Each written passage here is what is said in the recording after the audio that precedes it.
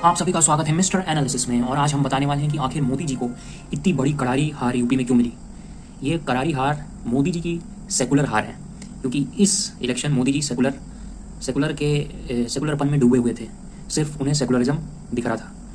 वो हिंदू को vote bank को ग्रांटेड मान रहे थे। उन्हें लग रहा था कि हिंदू वोट बैंक तो बड़ा मेरा ग्रांटेड है, उसके साथ एक्स्ट्रा मलाई मिल जाएगी तो मैं यूपी की 80 सीटें जीत जाऊंगा।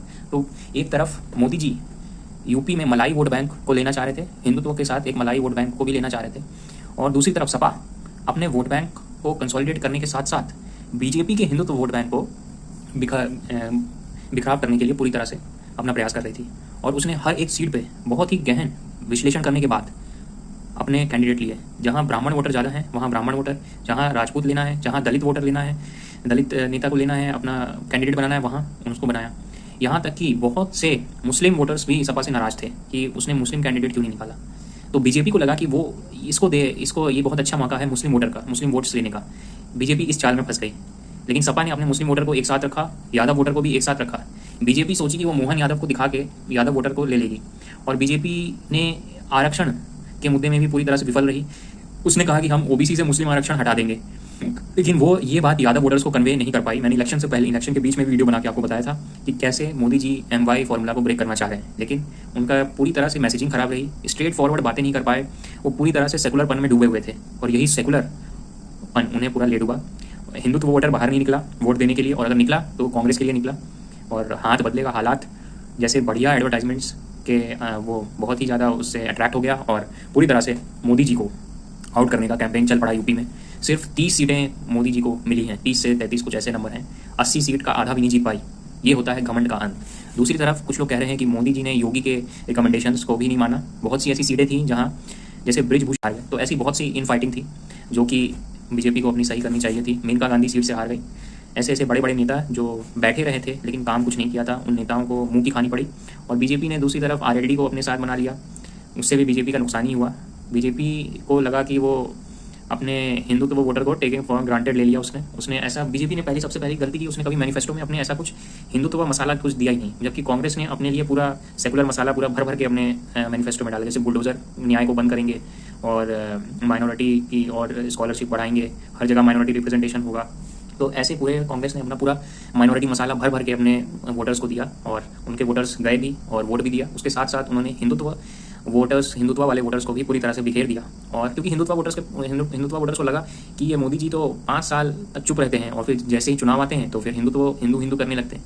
तो हिंदुत्व वोटर्स ने भी सोचा कि भाई ये 5 साल तो कुछ ऐसा किया नहीं कि जिससे हिंदुत्व वोटर दे। बहुत से लोग कह रहे हैं राम मंदिर, अरे राम मंदिर सुप्रीम कोर्ट के जजमेंट्स में आया गया है। सुप्रीम कोर्ट का जजमेंट आया तो मोदी जी ने बना दिया। मोदी जी ने नहीं बनाया, वो तो ट्रस्ट ने बनाया।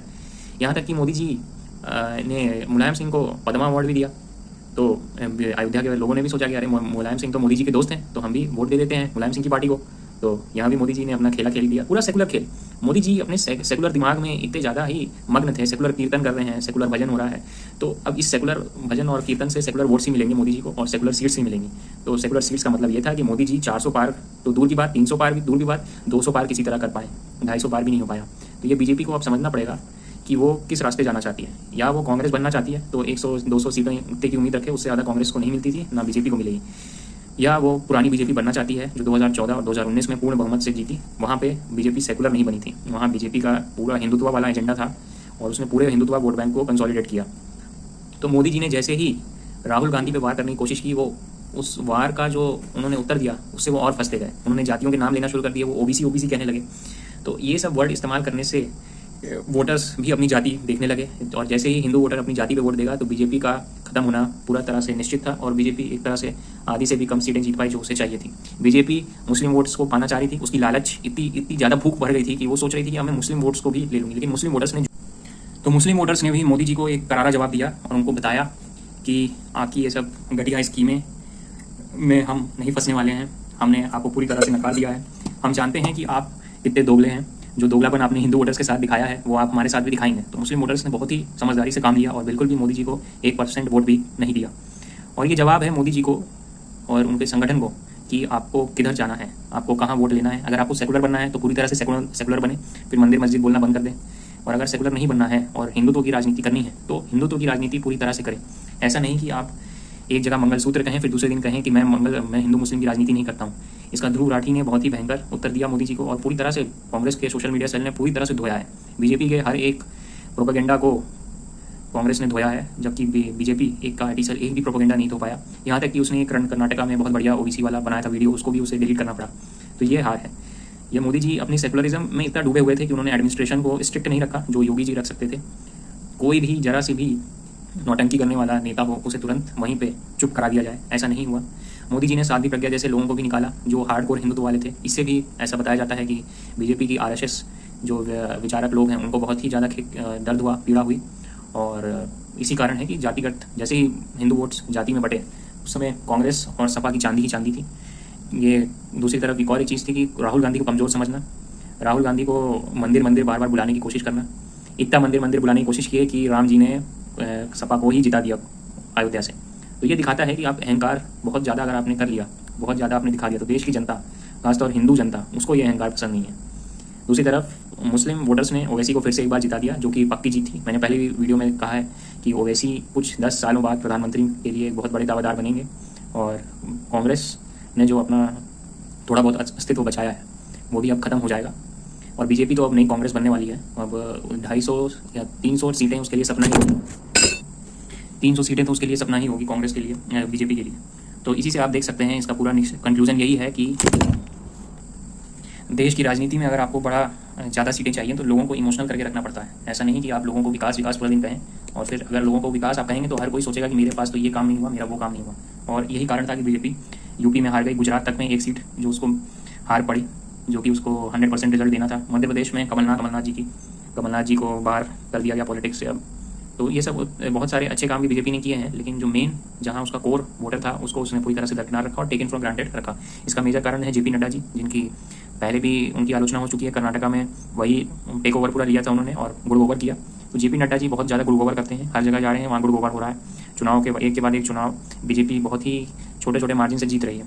और अगर मोदी जी नड्डा जी पर कार्रवाई नहीं किए तो भैया आप देख सकते हैं कि बीजेपी में अंतर ही एक इन फाइटिंग हो जाएगी, और जिससे बीजेपी के 2 टुकड़े भी हो सकते हैं। तो ये बहुत बड़ी बात कह रहा हूँ, लेकिन बीजेपी में 2 टुकड़े भी हो सकते हैं, क्योंकि बीजेपी जिस प्रकार से एक कलेक्टिव वर्क जो करना था वो नहीं कर पाई। वो साउथ इंडिया में जाने की कोशिश कर रही थी, अन्नामलाई पूरा दिन कर रहे थे सब। अन्नामलाई जी एक बढ़िया ऑफिसर रहे हैं, लेकिन उतनी सीटें वो कहाँ से दे देंगे, और डीएमके जैसी बड़ी पार्टी। और तमिलनाडु में हिंदुत्व एजेंडा चलाना कोई छोटी बात नहीं है, और उसके लिए अभी 50 साल लगेंगे जब आप डीएमके जैसी पार्टी को वहाँ से निकाल पाएंगे, जो कि बीजेपी को नहीं समझ में आ रहा था। केरला की एक सीट किसी तरह तुक्के से जीत ली। दूसरी तरफ शशि थरूर को हराने वाले थे चंद्रशेखर जी, वो भी हार गए। तो पूरी तरह से बीजेपी का बंटाधार हुआ, और 400 पार कह उसने अपना 200 भी पार कराना मुश्किल कर दिया। तो यही बात है कि बीजेपी को अब समझना होगा, घर पे जाके अंदर चुपचाप अपने नेताओं, जो भी उनके बड़बोले नेता हैं, उनसे जाके उनकी थोड़ी बहुत टुकाई करनी पड़ेगी कि भैया अब समझ जाओ, कुछ काम भी कर लिया करो, सिर्फ मोदी और योगी पे ना सब छोड़ा करो। और अपना मोदी जी को अब रिटायर भी करवाना है, ज़रूरी है, क्योंकि अब उन पर इतनी शक्ति नहीं रही कि वो देश के मूड को समझ सकें और देश की जनता को जान सकें। अगर उन्होंने शुरू से ही ये हिंदुत्व एजेंडा में हिंदुत्व एजेंडा पे लड़ते तो वो काफ़ी सीटें एक्स्ट्रा जीत सकते थे। बंगाल में ममता दीदी ने उनको दौड़ा के भगाया गया है, बीजेपी को दौड़ा के भगाया गया है। पूरी तरह से बीजेपी वहाँ पे निस्तो नाबूद हो चुकी है। और मोदी जी 303 सीट लेकर भी वहाँ पे चाहते तो सरकार को खत्म कर सकते थे, प्रेसिडेंट रूल लगा सकते थे कब का। इतने सारे इनके पास अपॉर्चुनिटी थी, लेकिन ऐसा वो नहीं कर पाए। दूसरा है स्टेट राजस्थान, जहाँ भी बीजेपी को बहुत बड़ा झटका मिला। ये सब 100% स्कोर करने वाली सीटें थी, वहाँ इनको आधी सीटें अपनी कांग्रेस को देनी पड़ रही है। ये ऐसा क्यों हो रहा है? सीधी सी बात है कि राजस्थान की जनता को भी वोट क्यों देना पड़े, उसके अंदर एक मोटिवेशन ही नहीं आया। जब मोदी जी सेकुलरिज्म की मशाल लेके चल रहे थे तो लोगों ने सोचा कि भाई ठीक है, कोई जरूरत नहीं है, मोदी अपना वही वैसे जैसे कांग्रेस थी वैसे ये भी सेकुलर है, अपना जिसको वोट देना है वो देगा, नहीं देगा, जिसको नहीं देना है वो नहीं देगा। तो यही फीलिंग 2014 और 2019 में नहीं थी, और इसी का कारण था कि मोदी जी को बहुमत मिला था। और इस बार अब बहुमत नहीं मिल पा रहा है, वो सिर्फ और सिर्फ उसकी जिम्मेदारी मोदी जी और जेपी नड्डा को जाती है, बाकी कोई नेता को नहीं। ये मोदी जी की जो चुप्पी, सेकुलर चुप्पी बहुत ज़्यादा ही उन पर भारी पड़ी। ये तो हम लोग भी देख के हैरान थे कि आखिर हिंदुत्व का ना सपोर्ट करने पर मोदी जी को इतना जब बड़ा विरोध होगा कि हिंदू वोटर मोदी जी को ऐसा सबक सिखाएगा कि अब मोदी जी हिंदुत्व के अलावा कुछ और कह भी नहीं सकते, क्योंकि अब जो भी उनको सीटें मिली हैं वो सिर्फ और सिर्फ हिंदुत्व पे जीती है। जैसे कि कंगना रनावत की सीट आप देख सकते हैं, जबकि स्मृति ईरानी हार गई सेकुलर बन के, लेकिन दूसरी तरफ कंगना रनावत ने हिंदू राष्ट्र की बात कही और उनको पूरा बढ़िया बहुमत से जीत दिया। हिमाचल प्रदेश की बहुत ही कठिन सीट थी, विक्रमादित्य जो एक पुराने बड़े नेता थे उनको हरा के जीतना बहुत बड़ी बात थी। किशोरी लाल शर्मा जो स्मृति ईरानी को हराए हैं वो बहुत छोटे नेता थे। तो इससे ये भी समझ में आता है कि बीजेपी के नेता अपनी ग्राउंड रियलिटी से दूर थे। वो अपने यूपी में खासतौर वो अपने वोटरों से मिलना भूल गए थे, सिर्फ योगी पे डिपेंड थे। योगी जी भी कितना काम कर सकते थे उन्होंने किया, लेकिन मोदी जी की छवि इस अभी के 2-3 सालों में जो खराब हुई है जैसे जैसे उन्होंने अपनी चुप्पी दिखाई है, जैसे कन्हैयालाल मर्डर केस, जैसे उमेश के कोले में मर्डर केस, बंगाल में जो हत्याएं हो रही हैं उस पर चुप्पी, तो ये सब चुप्पियाँ मोदी जी को जनता ने भी अपनी चुप्पी से जवाब दिया कि उसने भी बोला कि भैया ये जब सब में चुप रहता है तो इसको मेजोरिटी की ज़रूरत ही क्या है, इसको भी कोलिशन गवर्नमेंट में रखो। क्योंकि एक्शंस जो वो पावर का एहसास होना चाहिए था वो पावर मोदी जी ने दिखाई नहीं। उनको लोग डिक्टेटरशिप कहते कहते अब उनको डिक्टेटर किसी भी रूप से, ना सीटों के मामले में वो डिक्टेटर रहे, ना प्रधानमंत्री के मामले में डिक्टेटर बनना भी चाहें तो नहीं बन सकते। तो यही है चुनाव काफ़ी बीजेपी समर्थकों को, तो बीजेपी समर्थकों को बहुत ही नुकसान हुआ और सपा को बहुत बहुत बधाई। ऐसे ही मिस्टर एनालिसिस को देखते रहिए और आगे एक बहुत ही मिस्टर एनालिसिस को देखते रहिए और सब्सक्राइब करिए और ऐसे ही पॉलिटिक्स का विश्लेषण देखते रहिए।